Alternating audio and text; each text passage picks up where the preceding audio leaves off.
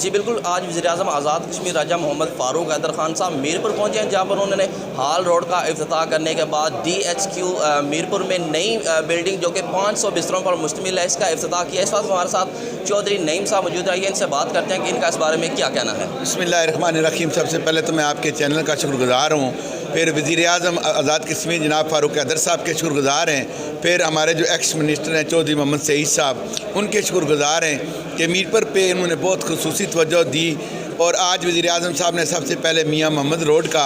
افتتاح کیا، اور اس کے بعد ہار روڈ کا افتتاح کیا۔ اس کے بعد یہ میرپور میں جو اسپتال بنا ہے، زبردست قسم کا بڑا اسپتال آپ کے سامنے آنکھوں کے، اور ہم اس لیے ان دونوں کے شکر گزار ہیں کہ یہ جو میاں محمد روڈ ہے یہ چودھری سعید صاحب کا اور وزیر اعظم صاحب کا کمال ہے کہ انہوں نے 30-40 سال بعد یہ روڈ بننے لگی ہے۔ اسی طرح ہر روڈ کتنی حکومتیں آئیں اور گئیں، کسی نے کیا، تو چودھری سعید صاحب جب آئے پہلے دن سے آ کے انہوں نے اس کی منصوبہ بندی کی اور اس کے لیے جناب فنڈز منظور کرائے، اور یہ ہر روڈ انشاءاللہ میرپور کی جدید روڈ بنے گی۔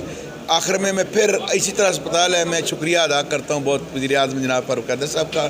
جناب چودھری سعید صاحب کا۔ جی بالکل، چودھری نعیم صاحب کا یہی کہنا تھا کہ نون لیگ کا ویژن لوگوں کے مسائل حل کرنا اور تعمیر و ترقی ہے۔ جی